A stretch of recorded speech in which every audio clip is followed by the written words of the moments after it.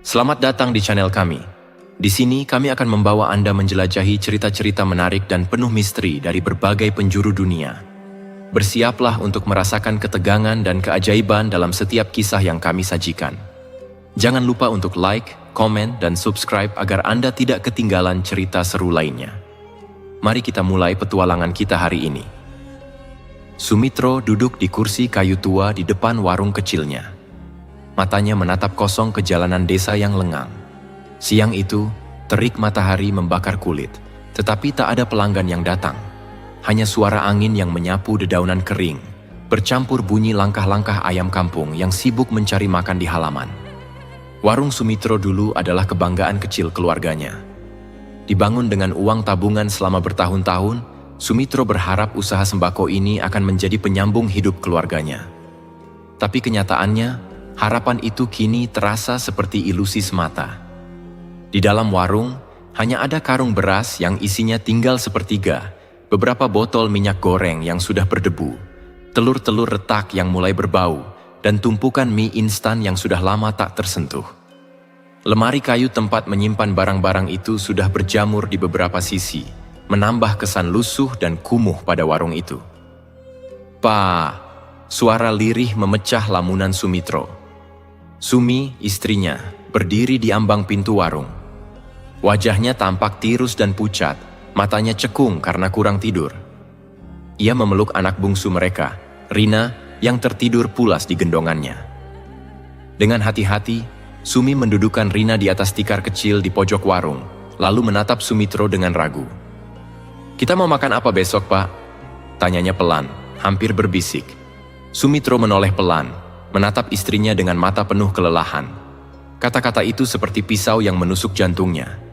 Setiap hari, pertanyaan itu terus diulang. Setiap hari, ia harus berpura-pura kuat, padahal pikirannya buntu. "Aku akan cari cara, Mi. Percayalah, aku nggak akan biarkan anak-anak kita kelaparan," jawab Sumitro akhirnya. Namun suaranya terdengar getir, lebih seperti janji kosong yang sudah diucapkannya berkali-kali. Sumi hanya mengangguk kecil. Ia tahu suaminya berusaha sekuat tenaga, tetapi kondisi mereka terlalu sulit. Utang warung menumpuk, pemasok sudah tidak mau lagi memberi barang secara kredit, dan para pelanggan kini lebih suka membeli dari warung-warung lain yang lebih lengkap dan murah. Beberapa bulan lalu, kehidupan mereka tidak seburuk ini. Warung Sumitro masih punya pelanggan setia, tapi sejak 2 warung sembako besar dibuka di desa sebelah, dagangan Sumitro merosot tajam. Setiap hari, warung itu semakin sepi dan harapan Sumitro semakin menipis. Sumitro bangkit dari kursinya, berjalan ke dalam warung, lalu membuka laci kayu di belakang meja. Tangannya merogoh ke dalam dan menarik beberapa lembar uang lusuh. Hanya ada 20.000 rupiah, jumlah yang bahkan tak cukup untuk membeli stok beras baru. "Mi, aku keluar sebentar, mau cari pinjaman ke Pak RT," katanya dengan suara berat. Sumi menatapnya dengan prihatin. "Hati-hati, Pak, jangan terlalu dipikirkan." Sumitro mengangguk kecil, lalu melangkah keluar warung dengan langkah gontai. Jalanan desa terasa sunyi. Rumah-rumah di kiri kanan tampak tertutup rapat, seolah semua orang lebih memilih berdiam diri di dalam rumah daripada menatap kenyataan hidup. Sumitro berjalan perlahan menuju rumah Pak RT di ujung desa. Di sepanjang jalan, ia bertemu beberapa tetangga yang sekadar menyapa dengan anggukan kecil. Tidak ada lagi basa-basi seperti dulu. Semenjak warungnya sepi, tetangga-tetangga itu mulai menjauh, seperti penyakit kemiskinan Sumitro bisa menular pada mereka. Sesampainya di rumah Pak RT, Sumitro mengetuk pintu kayu berwarna coklat tua itu. Beberapa detik kemudian, Pak RT muncul dengan sarung melilit pinggangnya dan wajah bingung. "Loh, Sumitro, ada apa datang siang-siang begini?" tanyanya ramah. Sumitro tersenyum tipis, berusaha menyembunyikan kegelisahannya. "Begini, Pak, maaf mengganggu. Saya mau pinjam uang sedikit, buat tambah-tambah beli stok di warung." Pak RT mengernyit, seakan mendengar sesuatu yang tidak diharapkannya. "Sumitro, maaf ya, tapi saya juga lagi banyak pengeluaran bulan ini. Lagi pula, kau tahu sendiri, banyak yang ngomong warungmu sudah hampir tutup. Kau yakin bisa bayar kalau pinjam uang?" Sumitro tertunduk, wajahnya merah padam karena malu. Ia menggenggam topi lusuhnya erat-erat. Saya akan usaha, Pak. Janji. Saya nggak mau warung itu tutup. Itu satu-satunya harapan keluarga kami. Pak RT menghela napas panjang, lalu menepuk bahu Sumitro dengan lembut. Sumitro, kadang kita harus terima kenyataan. Mungkin kau bisa cari kerja lain atau pindah ke kota. Sumitro tidak menjawab. Kata-kata itu terasa seperti tamparan di wajahnya. Bagaimana mungkin ia meninggalkan warung yang sudah dibangunnya dengan keringat dan air mata? Dalam perjalanan pulang, Sumitro duduk termenung di bawah pohon beringin besar di pinggir jalan desa. Angin sepoi-sepoi menerpa wajahnya, membawa suara-suara samar dari masa lalunya. Ia teringat saat pertama kali membangun warung itu bersama Sumi.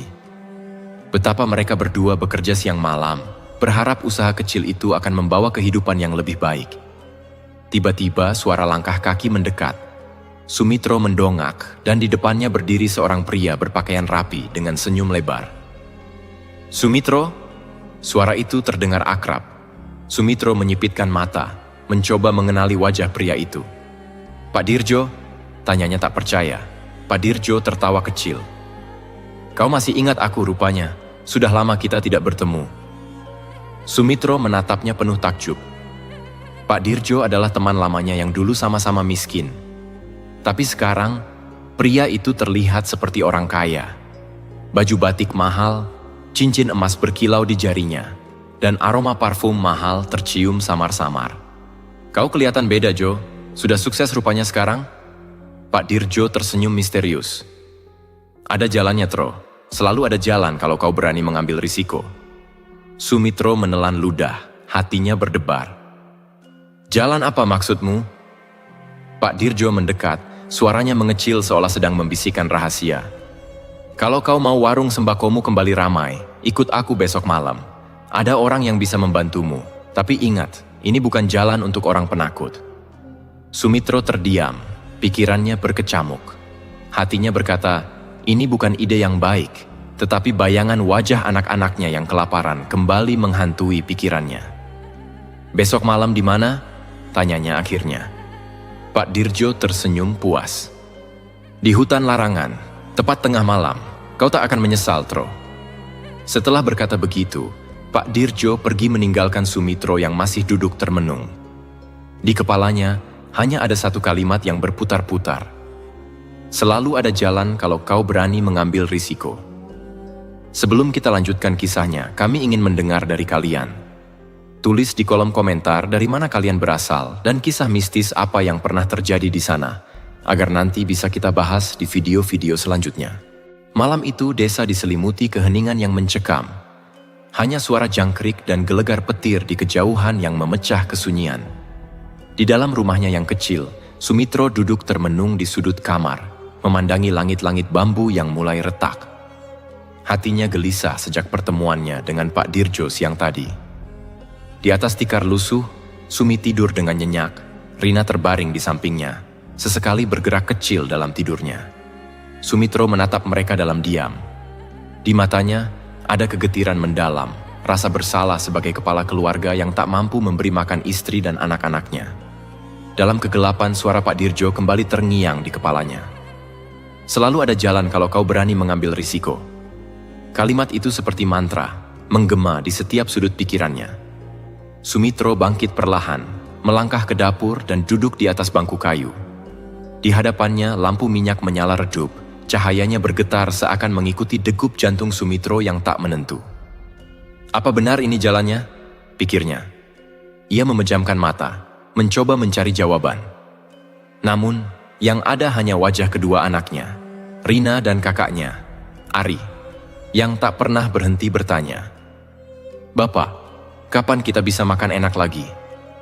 Setelah beberapa saat bergulat dengan hatinya, Sumitro akhirnya memutuskan.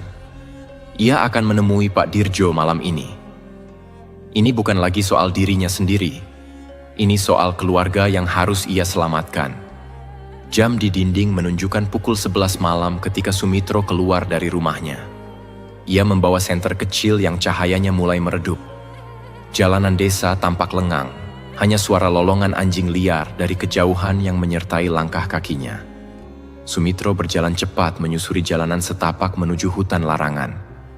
keringat dingin mengalir deras di pelipisnya, meskipun udara malam itu terasa menusuk tulang. Dalam hatinya, ia berusaha menepis segala pikiran buruk tentang hutan itu.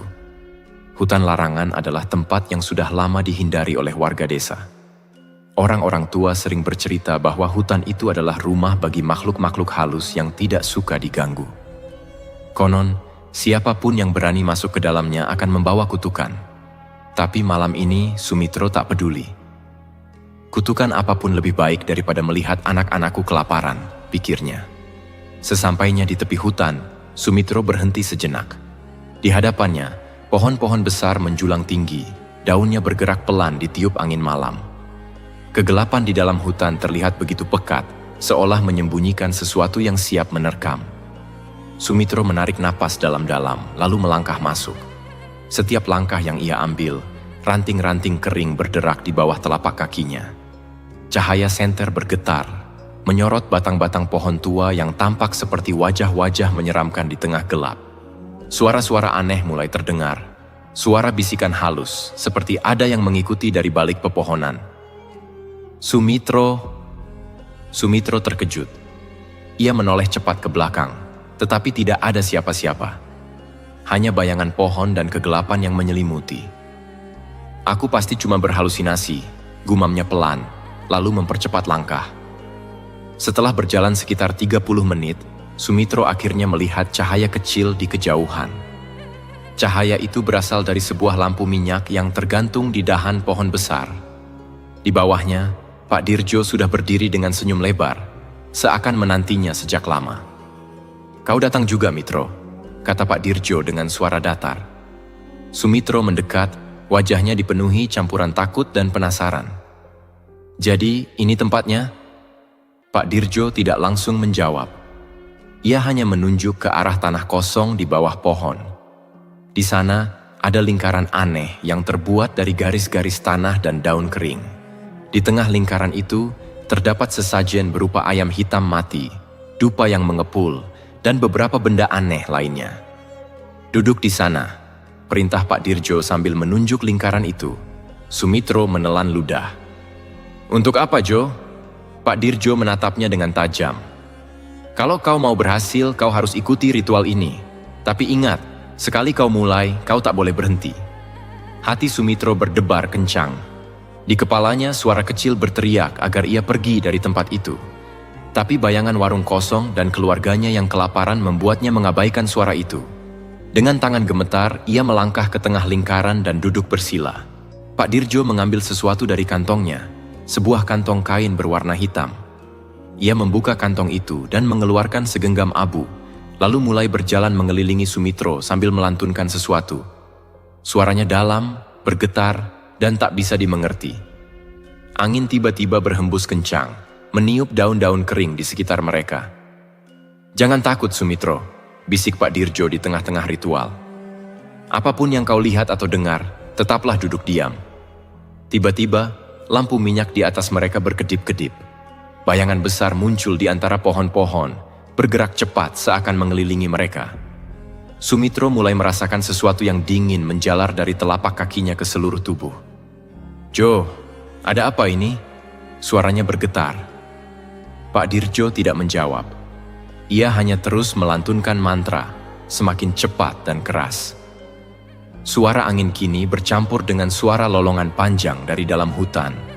Suara yang tidak berasal dari binatang apapun yang Sumitro kenal. Kemudian, semuanya berhenti. Angin mereda, suara menghilang, dan hanya keheningan yang tersisa. Pak Dirjo berhenti melantunkan mantra dan menatap Sumitro dengan senyum puas. "Selamat, Mitro. Mulai besok, warungmu tak akan pernah sepi lagi." Sumitro menatapnya bingung. "Sudah selesai?" Pak Dirjo mengangguk. "Tapi ingat, kau harus melakukan satu hal setiap malam Jumat. Sesajen harus kau siapkan di gudang warungmu. Kalau tidak, kau tahu akibatnya." Sumitro mengernyit. "Sesajen apa?" Pak Dirjo hanya tersenyum samar. "Nanti kau akan tahu sendiri." Sumitro merasa ada yang tidak beres. Tapi lagi-lagi, ia menepis pikirannya sendiri. Ia hanya ingin pulang dan berharap apa yang dikatakan Pak Dirjo benar. bahwa hidupnya akan berubah. Pagi itu, Sumitro terbangun dengan perasaan campur aduk. Kepalanya sedikit pening, mungkin karena kejadian aneh semalam di hutan larangan. Dalam benaknya, masih terngiang suara-suara yang tak bisa ia jelaskan. Namun, ia berusaha mengabaikannya. Yang penting sekarang, ia harus ke warung dan melihat apa yang akan terjadi. Sumitro bangkit dari tidurnya dan menatap Sumi yang masih tertidur pulas bersama Rina. Wajah istrinya tampak damai, meskipun ia tahu betul beban hidup yang sama-sama mereka tanggung. "Aku harus berusaha untuk kalian," pikir Sumitro dalam hati sambil merapikan sarung lusuhnya. Dengan langkah cepat, Sumitro berjalan menuju warungnya. Pintu warung masih dalam keadaan terkunci. Ia menarik napas dalam-dalam sebelum akhirnya membuka gembok yang mulai berkarat. Begitu pintu terbuka, ia terpaku sejenak. Warung itu tampak berbeda. Rak kayu yang biasanya kosong kini penuh terisi. Beras dalam karung tampak melimpah. Minyak goreng berjejer rapi dalam botol-botol baru. Telur ayam segar tersusun dengan hati-hati. Dan bahkan ada beberapa kardus mie instan yang biasanya sulit ia dapatkan. Sumitro mengucek matanya, memastikan ia tidak sedang bermimpi. "Astagfirullah." Desisnya pelan, kaget sekaligus bingung. Dari mana semua ini? Siapa yang menaruhnya? Apakah ini pekerjaan Pak Dirjo? Tapi bagaimana bisa? Semua barang ini terlihat nyata, bahkan lebih lengkap dari sebelumnya. Untuk sesaat, Sumitro hanya berdiri di tengah warung, tak tahu harus berkata apa. Tak lama kemudian, suara langkah kaki terdengar dari luar. Sumitro menoleh dan melihat Bu Lasmi, tetangganya yang biasa berbelanja di warung lain. "Pagi, Tro," sapa Bu Lasmi dengan senyum ramah. "Wah, warungmu sudah buka lagi ya? Lengkap pula barang-barangnya." Sumitro tertegun. "Iya, Bu, alhamdulillah, hari ini lengkap lagi stoknya," jawabnya, berusaha terdengar biasa. Tanpa banyak basa-basi, Bu Lasmi masuk dan mulai mengambil beberapa kebutuhan pokok, minyak, beras, dan gula. Tak lama setelah itu, Pak Joyo datang, disusul beberapa warga lain. Sumitro hanya bisa menatap mereka dengan perasaan tidak percaya. Warung yang selama ini sepi kini dipenuhi pelanggan. "Tro, mie instan berapa sekarang?" tanya Pak Joyo sambil memegang satu bungkus. 5.000, Pak, jawab Sumitro cepat. "Boleh ambil 2 lusin ya? Saya mau stok buat anak-anak di rumah." Sumitro mengangguk sambil sibuk melayani pelanggan lainnya. Uang mulai mengalir ke laci kayu yang selama ini kosong. Setiap kali seseorang pergi, pelanggan baru datang. Semua barang yang ada di warungnya laris manis, seakan semua orang di desa mendadak butuh sembako hari itu. "Wah, Sumitro, warungmu jadi rame lagi, ya? Baguslah biar ada saingan buat warung sebelah," celetuk seorang ibu sambil tersenyum puas. Sumitro hanya tertawa kecil. Dalam hatinya, ia masih bertanya-tanya bagaimana semua ini bisa terjadi. Namun, ia terlalu sibuk melayani pelanggan untuk memikirkan hal itu lebih jauh. Menjelang sore, warung akhirnya mulai sepi. Sumitro duduk di balik meja, menghitung uang yang berhasil ia kumpulkan hari itu. Wajahnya dipenuhi rasa puas bercampur heran. Ini adalah hari terbaiknya dalam beberapa tahun terakhir. Tak lama kemudian, Sumi datang bersama Rina.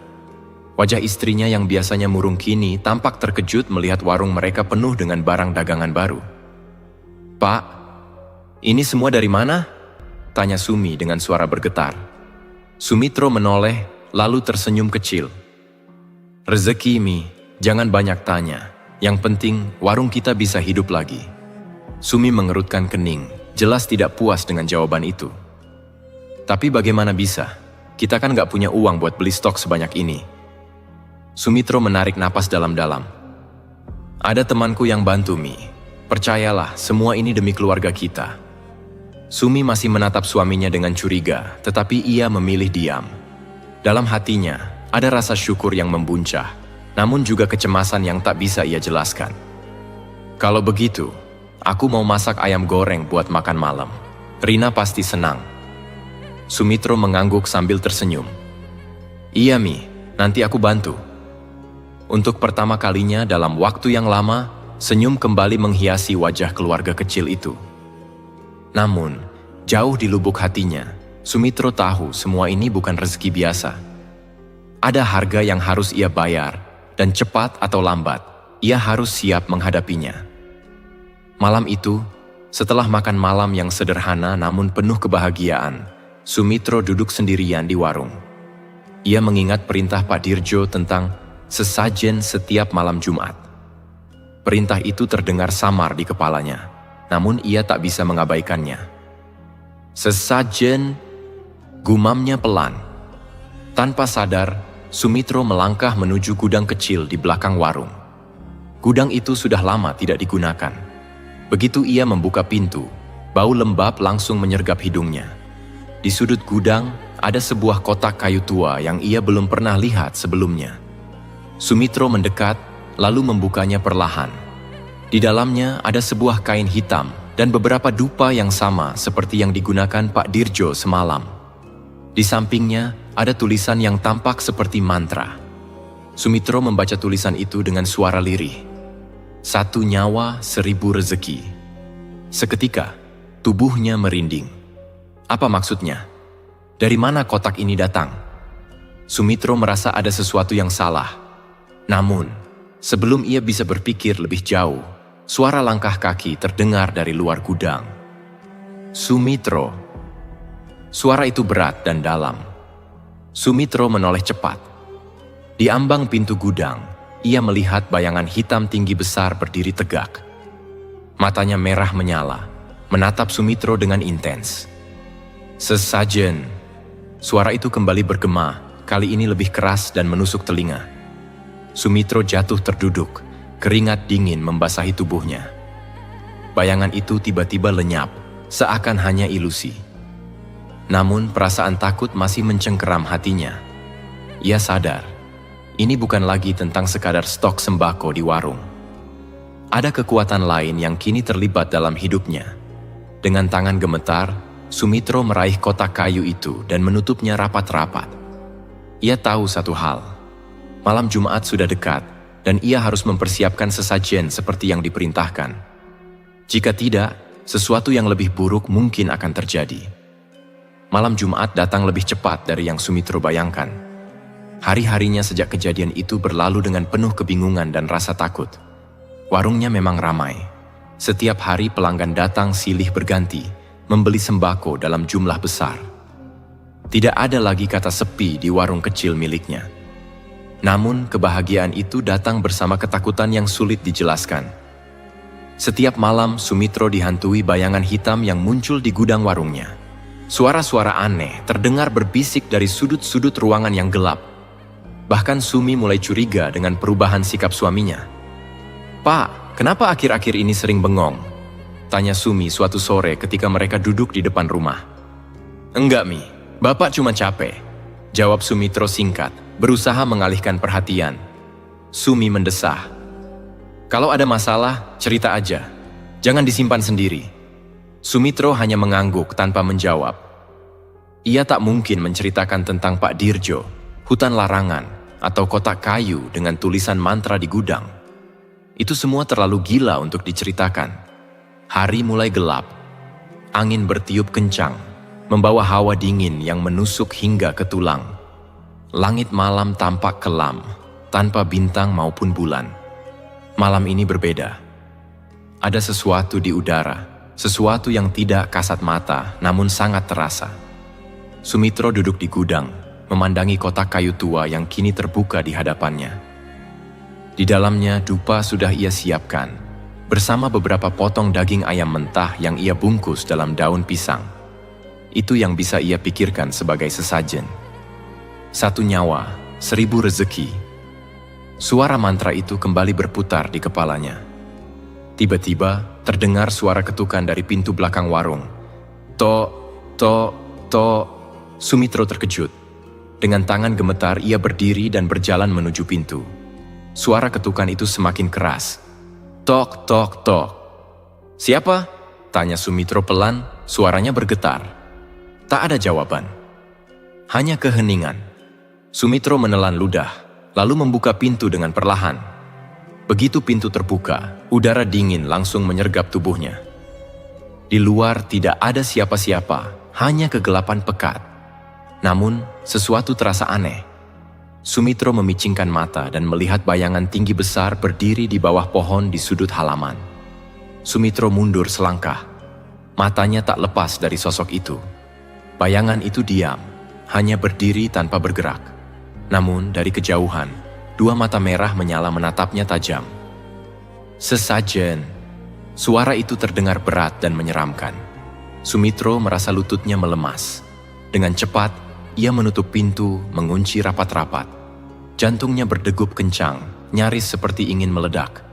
"Ya Allah, lindungi aku," bisiknya sambil memegang dadanya. Sumitro tahu ia tak punya pilihan lain. Ia mengambil kotak kayu itu, dupa, dan sesajen yang sudah ia siapkan, lalu duduk bersila di tengah gudang seperti yang ia lakukan di hutan larangan. Cahaya lampu minyak berkedip-kedip, menambah kesan menyeramkan di ruangan kecil itu. Sumitro menyalakan dupa dan menancapkannya di atas tanah. Asap putih tipis mulai mengepul, baunya menyengat hingga menusuk hidung. Dengan tangan bergetar, Sumitro membaca mantra yang tertulis di dalam kotak kayu. Nyawa dibayar nyawa, hidup dibayar darah, kekayaan abadi datang dari janji setia. Suara Sumitro bergetar ketika membaca setiap kata. Angin tiba-tiba bertiup dari celah-celah dinding gudang, meniupkan asap dupa ke segala arah. Hawa dingin menyelimuti tubuhnya, membuat bulu kuduknya berdiri. "Sudah Jo, aku sudah lakukan," bisiknya pelan, berharap Pak Dirjo bisa mendengarnya entah dari mana. Namun tidak ada jawaban, hanya suara angin dan detak jantungnya sendiri. Sumitro menutup matanya rapat-rapat. Seketika ia merasakan kehadiran sesuatu di sekitarnya. Entah bagaimana, ia tahu bahwa ia tidak sendirian lagi. Suara langkah kaki mulai terdengar. Tap, tap, tap. Sumitro membuka mata dan melihat bayangan hitam itu kini berdiri tepat di hadapannya. Sosok itu tinggi besar, kepalanya hampir menyentuh atap gudang. Kulitnya hitam legam dan matanya merah menyala seperti bara api. Mulutnya menyeringai, memperlihatkan gigi tajam yang berlumuran darah. "Sesajen sudah kuterima." Suara sosok itu terdengar menggema di seluruh gudang. Sumitro terpaku.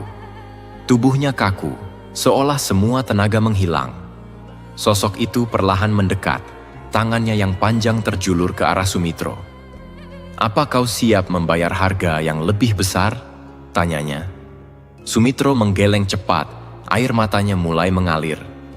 "Aku cuma ingin warungku ramai, itu saja." Suaranya bergetar. Sosok itu tertawa. Suara tawanya menggema seperti ribuan orang bersamaan. "Keinginanmu akan terpenuhi. Tapi ingat, kau tak boleh berhenti memberikan sesajen. Jika kau berhenti, aku akan mengambil apa yang paling berharga darimu." Perlahan, sosok itu memudar, lalu lenyap bersama asap dupa yang mulai menghilang. Sumitro terduduk di lantai, napasnya terengah-engah. "Ya Allah, apa yang sudah aku lakukan?" Bisiknya lirih. Dengan langkah gontai, Sumitro keluar dari gudang dan mengunci pintunya rapat-rapat. Di luar, malam masih gelap. Namun semuanya terasa lebih sunyi daripada sebelumnya. Sumitro berjalan menuju rumahnya dengan hati yang kacau. Sumi sudah menunggu di depan pintu. Wajahnya terlihat cemas. "Pak, dari mana aja? Kok lama banget?" tanyanya. Sumitro hanya menggeleng. "Enggak apa-apa, Mi. Bapak tadi beresin warung." Sumi menatap suaminya curiga, tetapi memilih diam. Ia tahu ada yang Sumitro sembunyikan darinya, namun ia juga tahu suaminya tidak akan mudah bercerita. Malam itu, Sumitro berbaring di tempat tidurnya, tetapi ia tidak bisa tidur. Setiap kali ia memejamkan mata, bayangan sosok hitam dengan mata merah itu muncul dalam pikirannya. Ia tahu hidupnya kini sudah tidak akan pernah sama lagi. Pagi itu, Sumitro bangun dengan perasaan tak menentu. Badannya lemas, seakan tenaga sudah terkuras habis. Suara ayam berkokok dari kejauhan terasa samar di telinganya. Ia menatap langit-langit rumah, mencoba memproses apa yang terjadi semalam. "Pak, bangun. Sarapan sudah siap." Suara Sumi memecah lamunannya. Sumitro bangkit perlahan. "Iya, Mi." Suaranya lirih, hampir tanpa tenaga. Di meja makan, suasana terasa aneh. Sumi menyajikan nasi dan tahu tempe seperti biasa. Namun sesuatu di wajahnya terlihat tidak nyaman. Sesekali ia melirik suaminya yang tampak pucat. "Pak, semalam Bapak kemana aja? Jangan-jangan Bapak sakit? Mukanya pucat banget," tanya Sumi sambil menyuapi Rina yang asik bermain sendok. Sumitro terdiam sejenak. "Enggak apa-apa, Mi, cuma kecapekan. Warung rame terus soalnya," jawabnya berusaha menutupi. Sumi hanya mengangguk kecil, tetapi dalam hatinya, ia tahu ada yang tidak beres. Sumitro yang dulu ceria kini lebih sering melamun. Namun kabar baiknya, kondisi ekonomi mereka berangsur-angsur membaik. Barang dagangan di warung selalu penuh, pelanggan datang tak henti-henti, dan uang mengalir lancar. Sejak kejadian malam Jumat itu, warung kecil Sumitro berubah menjadi pusat perhatian di desa. Pelanggan datang dari berbagai penjuru, bahkan dari desa tetangga. Entah mengapa, semua orang lebih memilih belanja di warung Sumitro dibanding warung lainnya. "Wah, Mitro, warungmu ini kayak punya magnet aja. Aku nggak ngerti, tapi barang-barang di sini kok rasanya lebih lengkap dan murah ya?" Celetuk Bu Marni sambil memborong 2 kantong beras. Sumitro hanya tersenyum tipis. "Alhamdulillah Bu, rezeki dari Allah." Dalam hatinya, perasaan bersalah mulai muncul. Ia tahu betul ini bukan hanya sekadar rezeki biasa. Ada kekuatan lain yang bekerja di balik semua ini. Setiap kali uang masuk ke laci kayu di warungnya, Sumitro merasakan ada sesuatu yang hilang dari dirinya. Entah apa. Suatu sore, Sumitro menghitung pendapatan hari itu. Uangnya sudah cukup untuk menutupi semua utang-utang lama dan bahkan menyisakan lebih untuk menabung. Namun, di tengah rasa senangnya, ia mendengar suara lirih di belakangnya. "Jangan lupa, sesajen." Sumitro menoleh cepat. Gudang di belakang warung terlihat gelap, pintunya sedikit terbuka. Hawa dingin menyeruak keluar, membuat bulu kuduknya berdiri. Ia menelan ludah, lalu buru-buru mengunci gudang itu dan kembali masuk ke rumah. Malam itu, gangguan semakin parah. Sumitro tidak bisa tidur. Suara langkah kaki terdengar mondar-mandir di halaman rumah. Suara seperti benda berat diseret terdengar dari arah warung. Sumitro menutup telinganya dengan kedua tangan, berharap suara itu hilang. Namun, semakin ia berusaha mengabaikan, semakin jelas suara itu terdengar. Ia menoleh ke arah Sumi dan Rina yang tertidur pulas di sampingnya. "Jangan sampai kalian tahu semua ini," bisiknya lirih.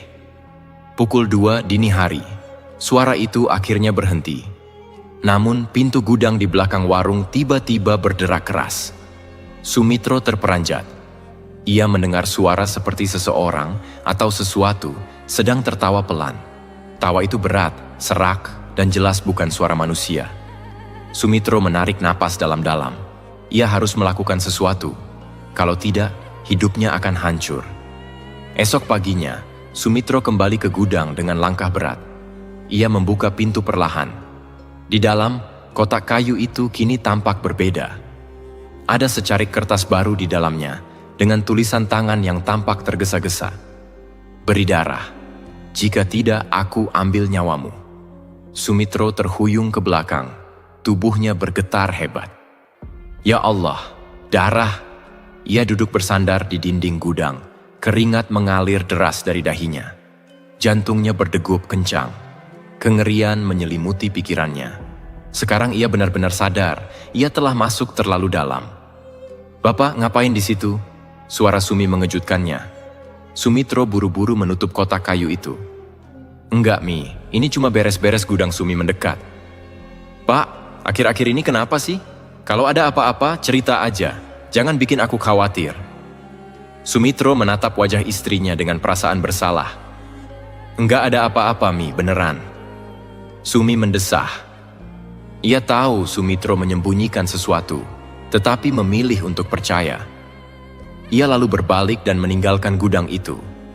Sumitro menarik napas panjang. Ia menatap kotak kayu itu sekali lagi, lalu berkata pelan, "Aku harus cari jalan keluar. Ini nggak bisa dibiarkan." Siang itu, Sumitro memutuskan pergi menemui Pak Dirjo. Dengan berjalan cepat, ia melintasi sawah menuju rumah lelaki tua itu. Sesampainya di sana, rumah Pak Dirjo tampak sepi. Pintu depan terbuka sedikit, tetapi tidak ada tanda-tanda kehidupan. "Pak Dirjo, Pak," panggil Sumitro sambil mengetuk pintu. Tak ada jawaban. Sumitro mendorong pintu dan melangkah masuk. Rumah itu berantakan. Lantai dipenuhi debu, dan ada bau anyir menyengat di udara. Di tengah ruangan, Sumitro melihat sebuah meja kecil dengan dupa yang masih menyala. Di sebelah dupa itu, ada tulisan yang membuatnya merinding. "Nyawa sudah ditagih, sekarang giliranmu." Sumitro mundur perlahan, tubuhnya gemetar. Ya Allah, apa maksud semua ini?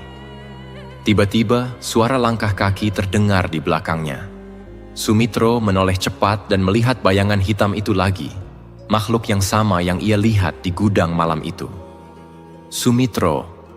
Suara itu berat dan menggema. Sumitro berlari keluar rumah tanpa menoleh ke belakang. Keringat dingin membasahi tubuhnya. Dalam hatinya, ia berjanji akan mencari cara untuk mengakhiri semua ini sebelum semuanya terlambat. Sumitro pulang ke rumah dalam keadaan kacau.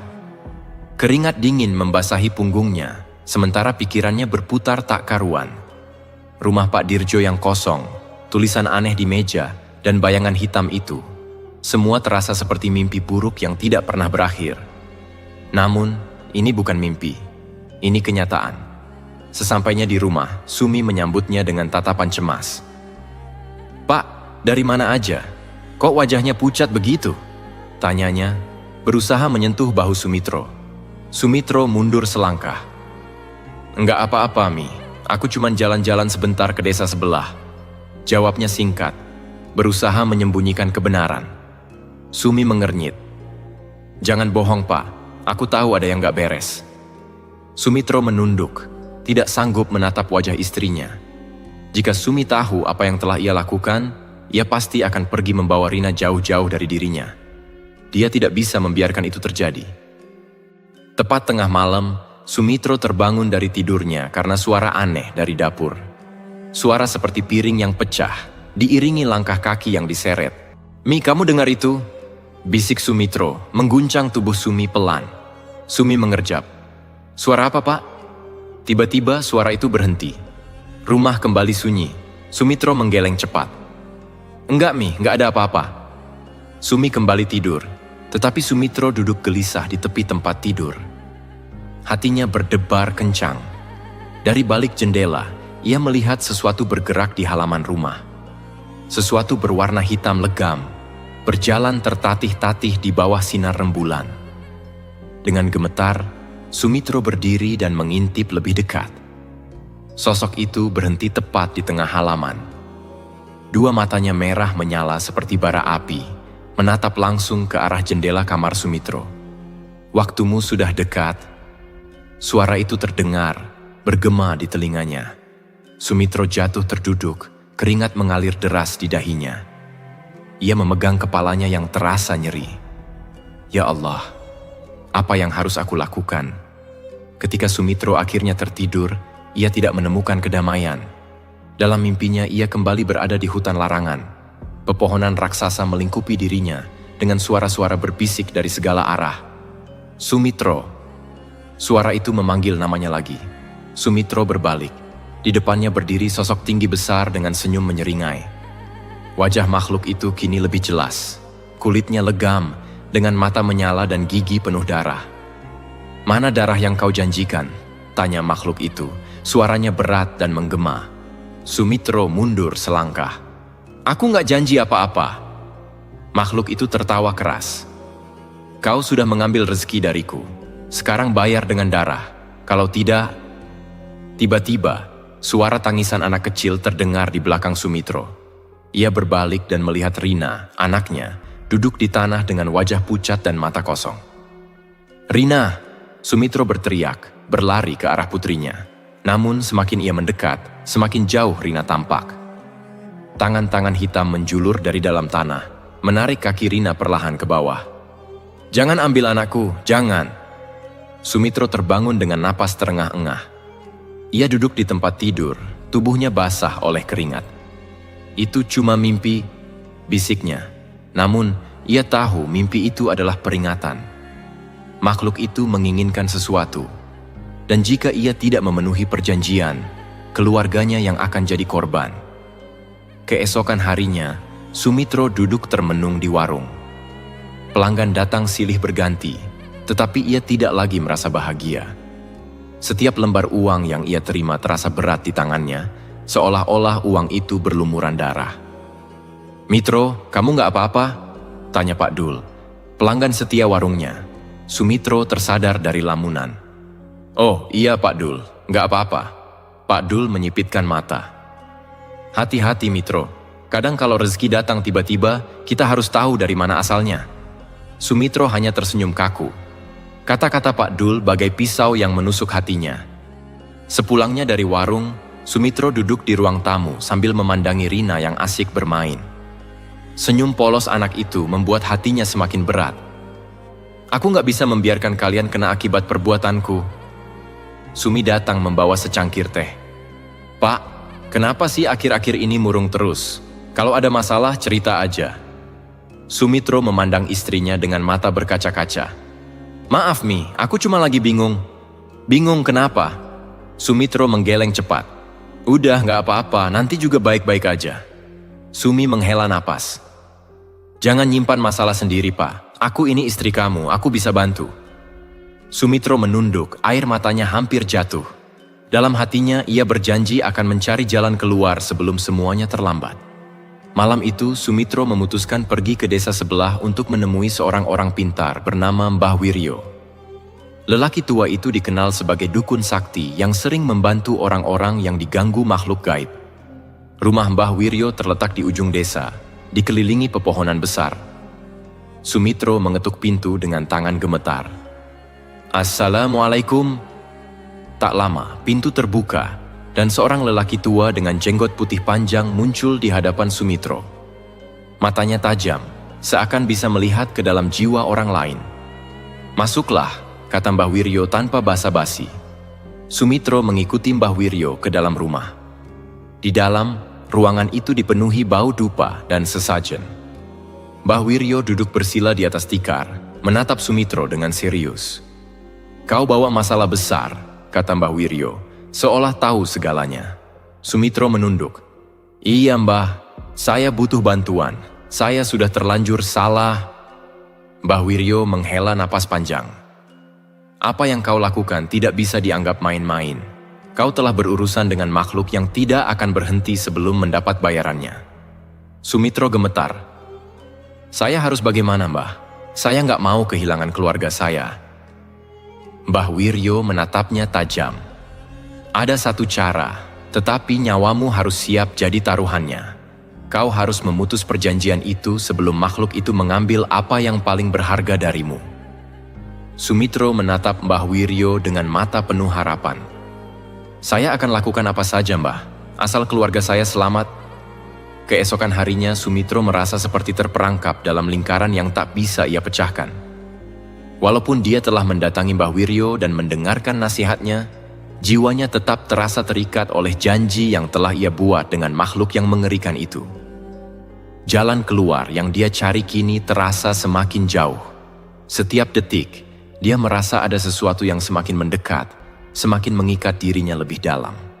Setelah pertemuan dengan Mbah Wiryo, Sumitro pulang dengan perasaan campur aduk. Malam itu, saat ia duduk di kursi rumah, pikirannya terus berputar, mencerna apa yang baru saja dikatakan oleh orang pintar itu. Mbah Wiryo menyebutkan bahwa makhluk yang ia janjikan darah itu bukanlah sesuatu yang bisa dipermainkan. Dan jika ia ingin membebaskan diri, ada harga yang harus dibayar. Harga itu adalah sebuah pengorbanan yang sangat besar. Kalau mau selamat, kamu harus menutup perjanjian itu, dan untuk itu, kamu harus melakukan sesuatu yang sangat besar, kata Mbah Wiryo dengan serius, membuat Sumitro tak bisa melupakan kata-katanya. Sumitro menatap rumah kecilnya yang kini terasa semakin sempit. Dengan segala upaya dan kesuksesan yang datang berkat pesugihan itu, dia mulai merasakan ada sesuatu yang salah. Warung yang kini semakin berkembang, uang yang terus mengalir, semua itu terasa seolah bukan hasil jerih payahnya sendiri. Semua itu datang dengan harga yang harus dibayar. Tapi apa sebenarnya harga itu? Rina, anaknya, yang selalu ceria dan penuh senyum, semakin sering terjatuh sakit belakangan ini, dan itu membuat Sumitro semakin cemas. Malam itu, kembali mimpi buruk datang menghampiri Sumitro. Dia terbangun dengan terengah-engah, dikelilingi kegelapan yang menakutkan. Dalam mimpi itu, dia kembali berada di hutan larangan, kali ini lebih dalam dan lebih gelap dari sebelumnya. Di depannya berdiri sosok hitam yang tinggi besar, matanya merah menyala dengan tatapan yang penuh amarah. Kau tidak akan bisa lari, Sumitro. Sudah terlalu dalam untuk keluar. Suara itu menggema di seluruh hutan. Sumitro berusaha mundur, namun kakinya terasa berat, tidak bisa bergerak. Tangan-tangan hitam menjulur dari tanah, memegang erat pergelangan kakinya. "Apa yang kau inginkan?" teriak Sumitro. Makhluk itu tertawa serak, dan suara itu bergaung seperti ribuan suara bersatu. "Aku ingin darah, dan kau akan memberikannya." "Darah? Aku tidak bisa memberikannya!" Sumitro berteriak. Tapi tiba-tiba, di belakangnya terdengar suara tangisan Rina. Sumitro berbalik, hanya untuk melihat anaknya yang tergeletak di tanah. Tubuhnya pucat pasi, mata kosong, seakan-akan kehilangan jiwa. "Rina!" teriak Sumitro, berlari untuk memeluknya. Namun semakin ia mendekat, semakin jauh sosok anaknya menjauh. Tangan-tangan hitam kembali menjulur, menarik tubuh Rina ke dalam tanah. Sumitro berteriak, merasa seperti tubuhnya tertarik ke dalam kegelapan yang tak terhingga. Jangan ambil dia!" Namun dalam mimpi itu, Sumitro merasa dirinya jatuh semakin dalam ke dalam tanah yang gelap dan dingin. Ketika akhirnya ia terbangun, keringat dingin membasahi tubuhnya. Nafasnya tercekat, dan jantungnya berdebar kencang. "Ini bukan mimpi biasa. Aku harus melakukan sesuatu sebelum semuanya terlambat." Pagi itu, setelah beberapa malam terganggu oleh mimpi buruk, Sumitro memutuskan untuk pergi menemui Mbah Wiryo sekali lagi. Kali ini, ia tak bisa lagi mengabaikan kenyataan yang ada.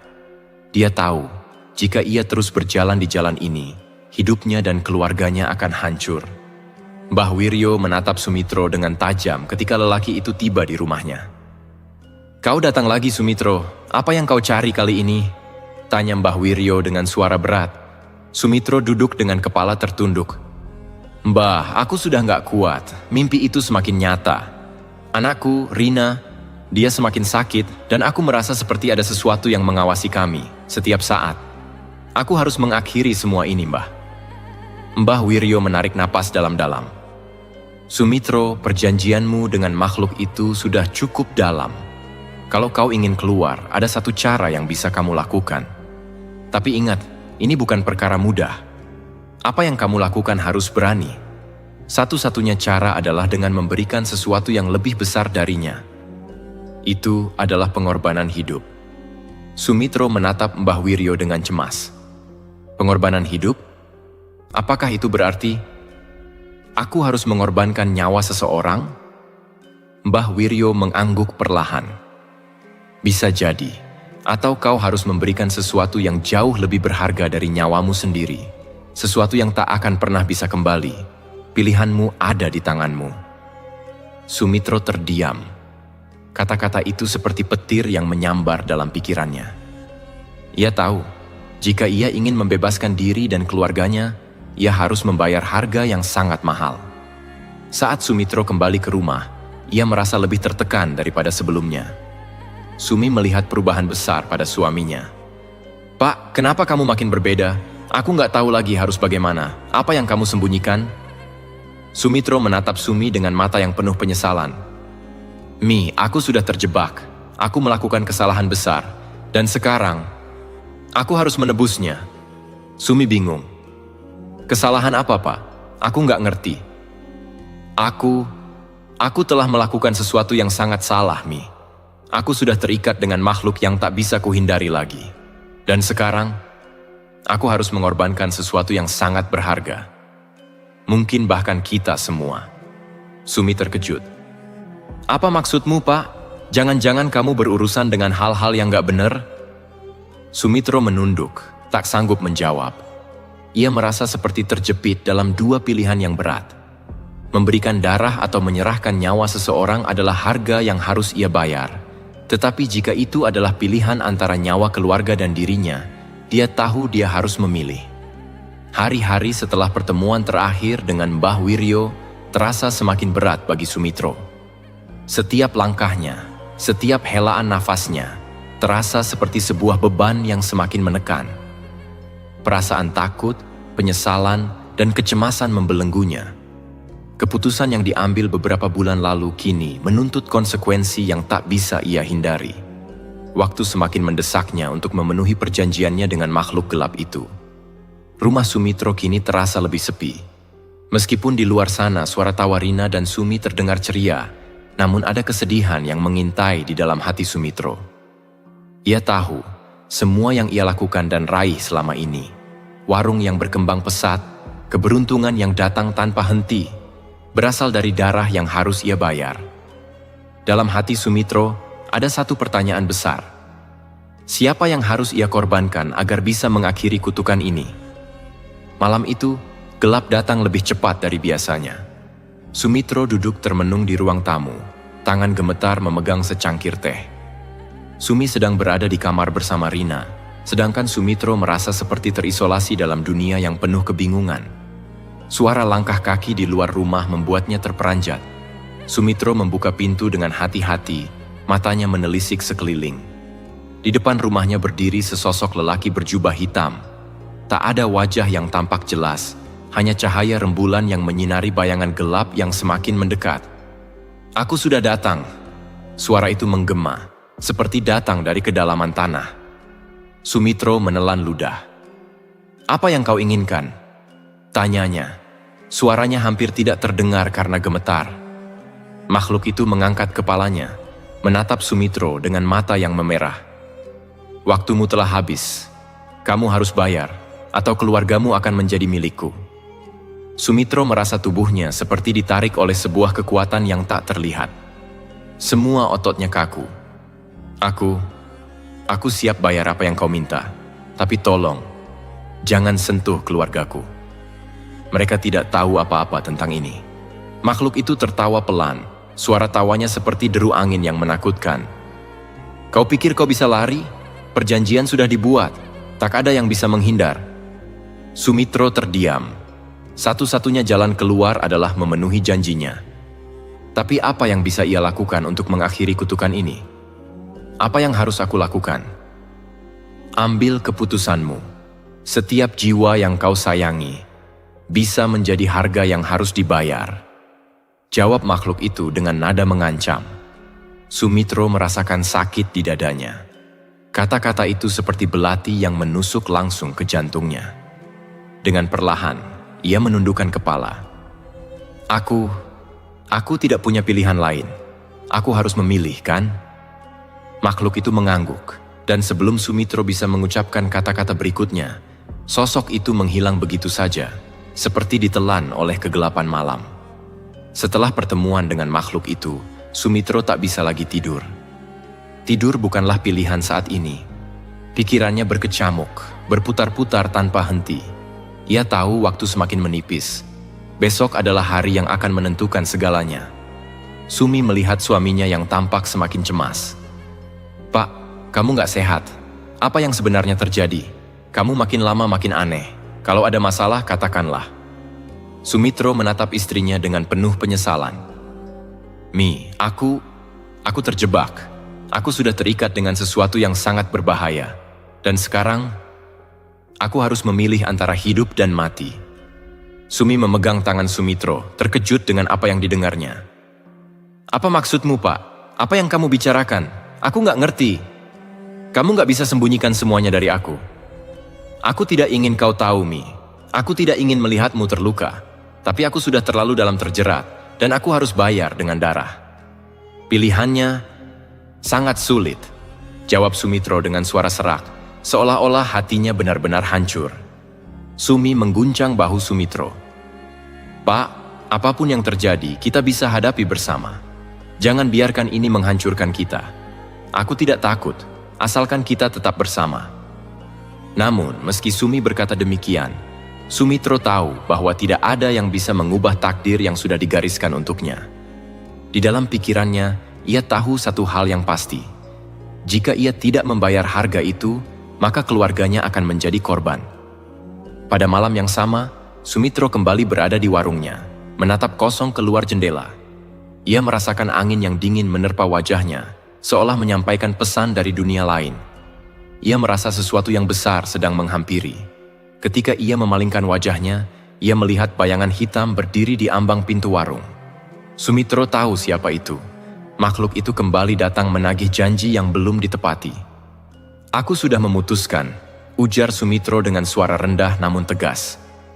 "Aku siap membayar harga yang diminta. Ambil saja apa yang kau inginkan, asal keluargaku selamat." Makhluk itu melangkah maju, senyumnya lebar dan menakutkan. "Sangat bijak, Sumitro. Tapi ingat, apa yang aku inginkan tidak akan pernah bisa kembali. Pilihanmu sudah tepat. Dan sekarang, bayar dengan apa yang harus kau bayar." Dengan langkah perlahan, makhluk itu mendekatkan dirinya ke Sumitro, yang sekarang merasa tubuhnya tak bisa bergerak. Rasanya seperti seluruh energi dalam tubuhnya mengalir keluar, meninggalkan kekosongan yang menyesakkan. Tangan hitam makhluk itu menyentuh dahi Sumitro, dan dalam sekejap, dunia di sekitarnya gelap gulita. Saat itu, semuanya terasa selesai. Tapi saat ia membuka matanya, ia merasa tidak lagi berada di dunia yang ia kenal. Di depan Sumitro ada Rina. Matanya kosong, tubuhnya pucat. Anak yang selama ini ia lindungi. Dengan suara gemetar, Sumitro bertanya, "Rina, kamu?" Namun, sebelum ia sempat berbicara lebih lanjut, makhluk itu berkata dengan suara yang berat, "Aku telah memenuhi bagian perjanjiannya. Dia adalah milikku sekarang." Sumitro jatuh ke tanah, tubuhnya terkulai lemas. Ia tahu, pada akhirnya, perjanjian itu harus dibayar dengan harga yang tak bisa dibalikan lagi. Apa yang sudah terjadi tak akan bisa kembali seperti semula. Sumitro merasakan tubuhnya lumpuh. Semua yang terjadi begitu cepat, seolah-olah dunia di sekelilingnya berputar, dan dia tidak bisa lagi mengendalikan takdir yang sudah digariskan. Tubuhnya lemas, namun matanya tetap terbuka lebar, melihat bayangan yang menghilang di depannya. Makhluk itu telah mengambil Rina, anaknya, dan membuat dunia Sumitro semakin gelap. Namun ada satu hal yang membuatnya tak bisa menerima kenyataan itu. Bagaimana bisa ia menyerahkan anaknya, darah dagingnya, sebagai pembayaran? Dengan suara gemetar, Sumitro berusaha bangkit. "Tidak, tidak. Aku tidak akan membiarkanmu mengambil Rina." Namun makhluk itu hanya tertawa, dan suara tawanya memenuhi udara malam yang sunyi. "Kamu sudah memilih, Sumitro. Rina sudah menjadi milikku. Sekarang kamu harus menerima kenyataan itu." Sumitro terduduk di lantai warungnya, terkulai lemas. Ia merasa seolah-olah seluruh dunia runtuh di hadapannya. Pikirannya penuh dengan penyesalan. Seharusnya ia tidak pernah terjerumus ke dalam perjanjian itu. Seharusnya ia tidak pernah memilih jalan yang salah untuk meraih kekayaan. Hari-hari setelah kejadian itu berjalan begitu perlahan. Sumitro merasa seolah-olah setiap detik yang berlalu menjadi semakin berat. Rina, anaknya yang ceria, kini telah hilang tanpa jejak. Sumi pun terjatuh dalam kesedihan yang mendalam. Namun Sumitro merasa dirinya tidak bisa lagi mengungkapkan apa yang sebenarnya terjadi. Rina telah dibawa pergi oleh makhluk itu, dan ia tak bisa berbuat apa-apa. Sumi, yang kini merasa ada yang sangat salah, berusaha mencari tahu. "Pak, apa yang sebenarnya terjadi? Kenapa Rina bisa hilang begitu saja? Apa yang kau sembunyikan dariku?"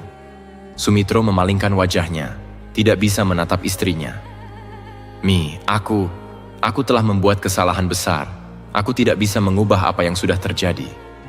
Rina sudah tidak ada lagi." Sumi terkejut. "Apa maksudmu, Pak? Kenapa kamu bicara seperti itu? Apa yang terjadi dengan Rina? Jangan bilang dia sudah hilang." Sumitro menutup wajahnya dengan tangan, menahan air mata yang mulai menetes. "Aku sudah melakukan kesalahan, Mi. Aku membuat perjanjian yang tak bisa aku bayar dengan apapun. Dan sekarang, aku kehilangan anak kita." Sumi, yang tak bisa menerima kenyataan itu, memutuskan untuk mencari Rina. Ia mengajak Sumitro untuk pergi ke hutan tempat makhluk itu dulu muncul. Meski Sumitro tahu bahwa perjalanan itu akan sia-sia, ia tidak bisa menahan Sumi yang sudah putus asa. Mereka berjalan bersama, dengan hati yang berat dan pikiran yang gelisah. Hutan itu, yang dulu tampak begitu biasa, kini terasa sangat menakutkan. Setiap langkah yang mereka ambil, terasa seperti berjalan lebih dalam ke dalam kegelapan yang tak terhingga. Setiap pohon, setiap dedaunan, tampak berbisik dengan suara yang aneh, seolah-olah alam itu sendiri mengingatkan mereka bahwa mereka sedang berada di tempat yang salah. "Mungkin kita harus pulang, Mi," kata Sumitro, dengan suara yang hampir tak terdengar. "Ini tidak akan membawa kita kemana-mana. Rina sudah tidak ada." Namun Sumi, dengan mata yang penuh air mata, tetap melangkah maju. "Tidak, Pak, aku harus mencari Rina. Aku tidak peduli apa yang harus kulalui. Aku akan temukan anak kita." Mereka terus berjalan tanpa arah yang jelas, dan semakin dalam mereka masuk ke dalam hutan, semakin aneh suasananya. Udara terasa lebih dingin, dan tiba-tiba suara langkah kaki mereka terhenti. Ada sesuatu yang berbeda di sini, sesuatu yang tak bisa dijelaskan. Tiba-tiba, di depan mereka, tampak sosok Rina, berdiri di tengah hutan, dengan wajah yang sangat pucat. Matanya kosong, dan tubuhnya tampak terhuyung-huyung. Rina melihat ke arah Sumitro dan Sumi, namun tak ada ekspresi apapun di wajahnya. Ia berdiri diam, seperti sebuah patung yang terbuat dari cahaya rembulan. "Rina?" panggil Sumitro dengan suara bergetar, mendekati anaknya yang tampak tak berdaya. Namun begitu Sumitro menggapai tangan Rina, tubuh anaknya langsung menghilang, lenyap ke dalam kegelapan hutan. Rina bukanlah Rina yang Sumitro kenal. Ia hanya sosok yang tampak hampa, kosong, tanpa jiwa. Sumitro jatuh berlutut, tangannya memegang tanah dengan erat. "Apa yang telah aku lakukan? Kenapa ini semua terjadi?" Makhluk itu muncul di hadapan mereka dengan senyuman lebar yang menyeramkan. "Kamu telah membayar dengan harga yang sangat tinggi, Sumitro. Semua yang kau miliki, bahkan darah dagingmu sendiri, sudah menjadi milikku." Sumi yang terkejut melihat sosok itu berteriak, "Kamu siapa? Apa yang telah kamu lakukan pada anak kami?" Makhluk itu menatap Sumi dengan dingin. "Anakmu sudah tidak ada lagi. Rina adalah bagian dari dunia lain sekarang. Dan kalian berdua akan menjadi bagian dari dunia ini juga." Sumitro, yang kini merasa benar-benar hancur, berdiri dengan tubuh gemetar. Aku telah menyerahkan segalanya untuk kekayaan, tapi harga ini terlalu tinggi." Makhluk itu tersenyum, penuh kemenangan. "Ya, harga ini memang tidak terbayar dengan apapun. Kalian sudah memilih untuk masuk ke dunia ini, dan sekarang kalian akan menjadi bagiannya selamanya." Sumi, yang sudah tidak tahu lagi harus berbuat apa, hanya bisa menangis. "Pak, kita tidak bisa kembali. Rina, dia sudah hilang selamanya."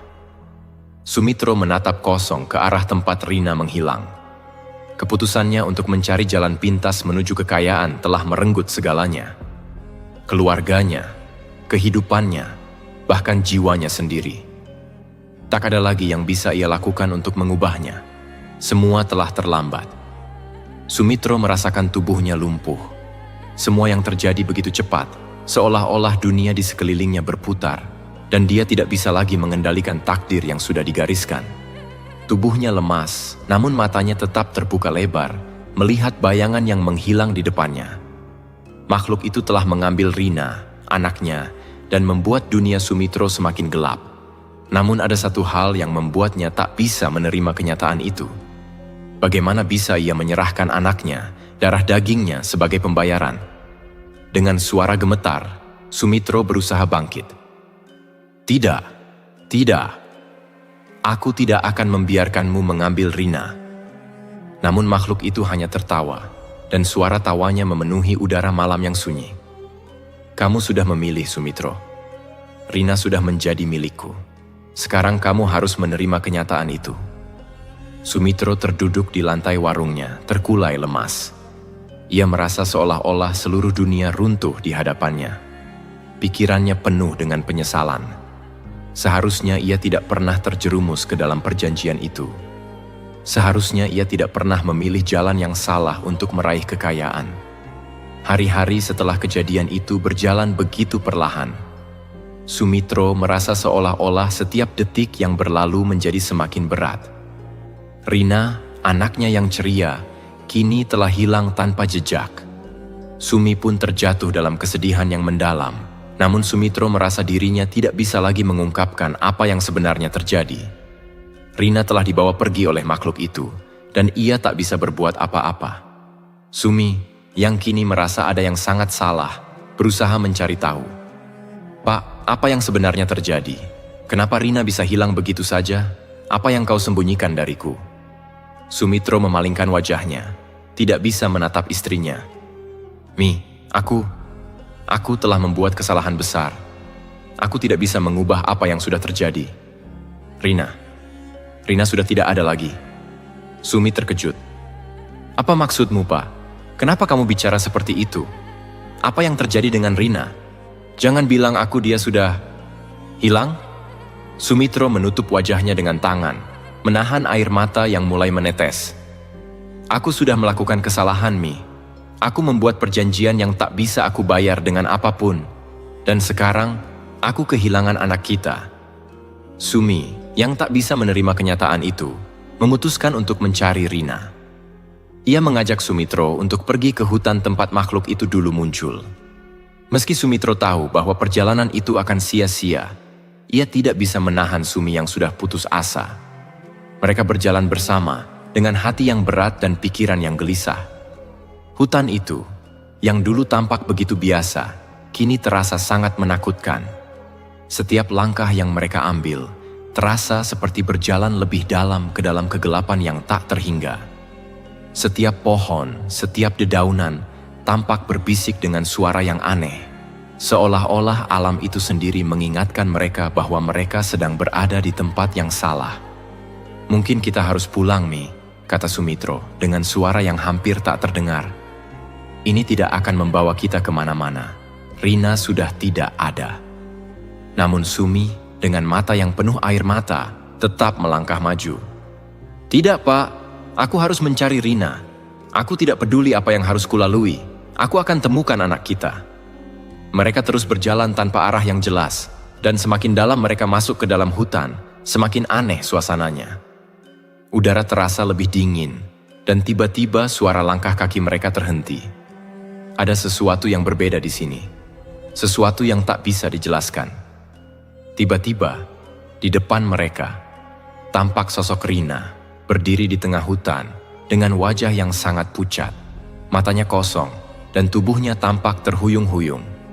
Rina melihat ke arah Sumitro dan Sumi, namun tak ada ekspresi apapun di wajahnya. Ia berdiri diam, seperti sebuah patung yang terbuat dari cahaya rembulan. Rina, panggil Sumitro dengan suara bergetar, mendekati anaknya yang tampak tak berdaya. Namun, begitu Sumitro menggapai tangan Rina, tubuh anaknya langsung menghilang, lenyap ke dalam kegelapan hutan. Rina bukanlah Rina yang Sumitro kenal. Ia hanya sosok yang tampak hampa, kosong, tanpa jiwa. Sumitro jatuh berlutut, tangannya memegang tanah dengan erat. Apa yang telah aku lakukan? Kenapa ini semua terjadi? Makhluk itu muncul di hadapan mereka dengan senyuman lebar yang menyeramkan. Kamu telah membayar dengan harga yang sangat tinggi, Sumitro. Semua yang kau miliki, bahkan darah dagingmu sendiri, sudah menjadi milikku. Sumi yang terkejut melihat sosok itu berteriak. Kamu siapa? Apa yang telah kamu lakukan pada anak kami? Makhluk itu menatap Sumi dengan dingin. Anakmu sudah tidak ada lagi. Rina adalah bagian dari dunia lain sekarang. Dan kalian berdua akan menjadi bagian dari dunia ini juga. Sumitro, yang kini merasa benar-benar hancur, berdiri dengan tubuh gemetar. Aku telah menyerahkan segalanya untuk kekayaan. Tapi harga ini terlalu tinggi. Makhluk itu tersenyum, penuh kemenangan. Ya, harga ini memang tidak terbayar dengan apapun. Kalian sudah memilih untuk masuk ke dunia ini, dan sekarang kalian akan menjadi bagiannya selamanya. Sumi, yang sudah tidak tahu lagi harus berbuat apa, hanya bisa menangis. Pak, Kita tidak bisa kembali. Rina, dia sudah hilang selamanya. Sumitro menatap kosong ke arah tempat Rina menghilang. Keputusannya untuk mencari jalan pintas menuju kekayaan telah merenggut segalanya. Keluarganya, kehidupannya, bahkan jiwanya sendiri. Tak ada lagi yang bisa ia lakukan untuk mengubahnya. Semua telah terlambat. Kegelapan semakin dalam menyelimuti dunia Sumitro dan Sumi. Hari demi hari berlalu, namun perasaan kosong dan hampa tak juga pergi. Warung yang dulunya ramai dengan pembeli kini sepi. Tak ada lagi tawa riang dari keluarga kecil mereka. Rina yang hilang kini tinggal kenangan yang hanya menyisakan luka di hati Sumitro. Ia tidak tahu lagi bagaimana cara menghadapinya. Apa yang ia lakukan sudah terlambat. Semua yang telah ia pilih untuk meraih kekayaan itu kini berbalik menjadi malapetaka yang tak terhindarkan. Sumi semakin terpuruk. Meskipun ia berusaha tetap tegar, matanya yang sembab karena menangis terus-menerus menjadi bukti bahwa ia tidak mampu menerima kenyataan bahwa anaknya sudah pergi. Ia terus berlarian mencari Rina di hutan, memanggil namanya dengan harapan bisa menemukan sesuatu yang bisa menyelamatkannya. Namun semua itu sia-sia. Tidak ada lagi Rina. Yang ada hanya hutan yang sunyi, malam yang pekat, dan bayangan mengerikan dari makhluk yang telah mengambilnya. Setahun telah berlalu sejak perjanjian itu terjadi.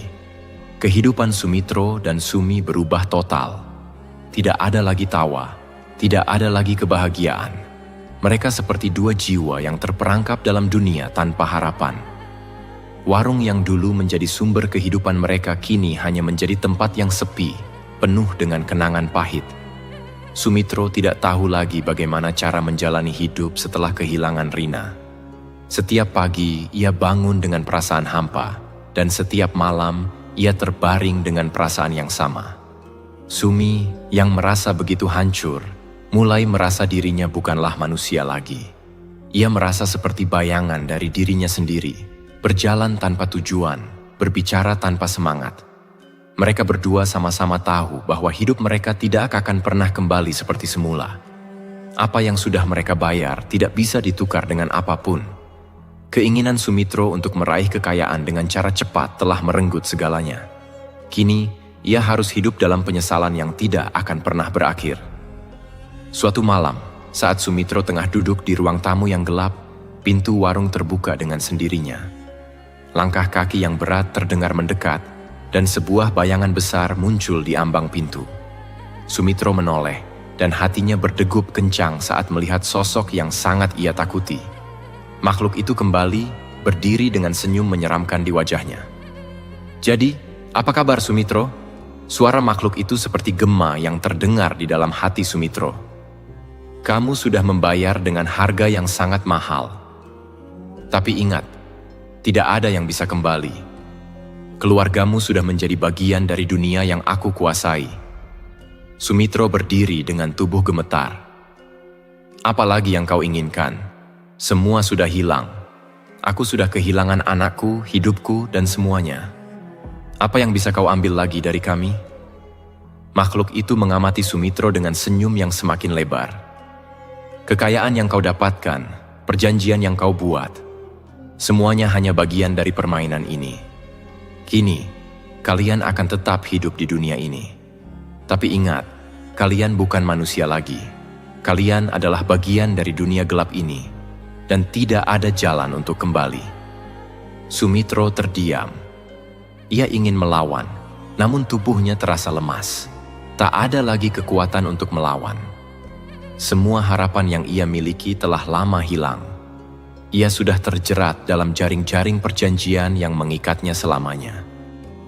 Makhluk itu berjalan lebih dekat, dan Sumitro merasakan angin dingin yang menggigilkan tulang. "Kamu ingin tahu apa yang sebenarnya terjadi dengan keluargamu? Sumi tidak akan pernah menemukan kedamaian, dan Rina..." Makhluk itu tersenyum penuh kemenangan. "Rina adalah milikku selamanya." Sumitro menatap kosong ke arah makhluk itu. Ia merasa tubuhnya hampir tidak bisa lagi menahan beban hidup yang begitu berat. "Apa yang kau lakukan pada Rina? Kenapa kau mengambilnya?" Tanyanya dengan suara yang hampir tak terdengar. "Rina sudah menjadi bagian dari dunia ini," jawab makhluk itu dengan nada datar. Dia telah menjadi bagian dari kekuatan yang lebih besar. Keluargamu telah membayar harganya. Sekarang kalian akan bersama-sama dalam dunia yang penuh kegelapan ini. Sumitro tidak tahu harus berkata apa lagi. Ia hanya bisa berdiri di sana, merasakan dunia yang semakin menjauh darinya. Tidak ada jalan kembali. Tidak ada pengampunan. Semua yang ia lakukan, semua pilihan yang ia buat, hanya mengarah pada satu titik: kehilangan dan penyesalan. Hari-hari terus berjalan, namun tidak ada perubahan yang terjadi. Sumitro dan Sumi hidup dalam kesendirian, tanpa harapan. Mereka tidak lagi manusia biasa. Mereka sudah menjadi bagian dari dunia yang dikuasai oleh makhluk gelap itu, terperangkap dalam lingkaran tak berujung. Pagi hari, Sumitro duduk di meja warungnya yang kini terasa begitu sunyi. Sumi sering duduk di dekat jendela, menatap kosong keluar. Tidak ada percakapan lagi di antara mereka. Kehidupan mereka hanyalah rutinitas kosong yang tak ada ujungnya. Malam tiba, dan keheningan kembali menyelimuti rumah itu. Sumitro merasa matanya semakin berat, tubuhnya semakin lelah. Penyesalan terus menghantuinya, namun ia tahu bahwa semua yang ia lakukan tidak akan bisa mengembalikan apa yang telah hilang. Keputusan yang ia buat di masa lalu, keputusan untuk mencari kekayaan dengan cara yang salah, telah merenggut masa depan keluarganya. Kini, ia harus hidup dengan kenyataan bahwa apa yang ia lakukan tak bisa diputar kembali. Tidak ada jalan keluar, tidak ada pengampunan. Dan pada akhirnya, Sumitro dan Sumi hidup dalam kesepian abadi, terjebak dalam dunia yang mereka ciptakan dengan perjanjian gelap itu. Tak ada lagi kebahagiaan, hanya keheningan yang mengisi setiap sudut kehidupan mereka, selamanya. Kisah Sumitro dan Sumi mengajarkan kita bahwa jalan pintas menuju kekayaan dan kesuksesan seringkali membawa kita ke dalam jurang kehancuran. Terkadang, godaan untuk meraih hasil instan bisa sangat besar, tetapi apa yang kita bayar dengan jalan yang salah seringkali jauh lebih mahal daripada apa yang kita peroleh. Dalam pencarian kesuksesan, kita harus berhati-hati dan memilih langkah yang benar, karena setiap keputusan yang diambil memiliki konsekuensi yang tak terhindarkan. Kehidupan ini mengajarkan kita bahwa kekayaan sejati bukanlah tentang materi, tetapi tentang keseimbangan, kejujuran, dan hubungan yang kita bangun dengan orang-orang di sekitar kita.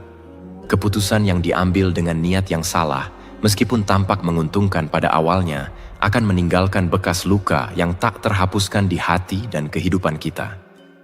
Cerita ini juga mengingatkan kita bahwa tidak ada jalan keluar dari tanggung jawab. Setiap tindakan kita, terutama yang berkaitan dengan moral dan etika, akan menentukan takdir kita. Tidak ada pengampunan yang bisa diperoleh jika kita terus-menerus lari dari kebenaran. Oleh karena itu, sebelum mengambil keputusan besar dalam hidup, mari kita pikirkan dengan matang, dan pastikan kita tidak mengorbankan apa yang paling berharga demi sesuatu yang sementara. Akhirnya, kisah ini mengajarkan kita tentang pentingnya keluarga dan hubungan yang penuh cinta. Sumber kebahagiaan sejati bukanlah harta benda, melainkan hubungan yang sehat dan saling mendukung. Kita harus menghargai apa yang kita miliki sekarang, karena terkadang apa yang kita anggap kecil bisa menjadi hal yang paling berharga dalam hidup. Semoga kita semua bisa belajar dari kesalahan yang diceritakan dalam kisah ini, dan memilih jalan yang membawa kita menuju kebahagiaan yang sejati, bukan jalan yang membawa kita lebih dekat ke kegelapan. Terima kasih telah menyaksikan kisah ini di channel kami. Jangan lupa untuk like, subscribe, dan nyalakan lonceng notifikasi agar Anda tidak ketinggalan cerita-cerita menarik lainnya. Sampai jumpa di cerita berikutnya, dan tetaplah bijak dalam setiap langkah hidup Anda.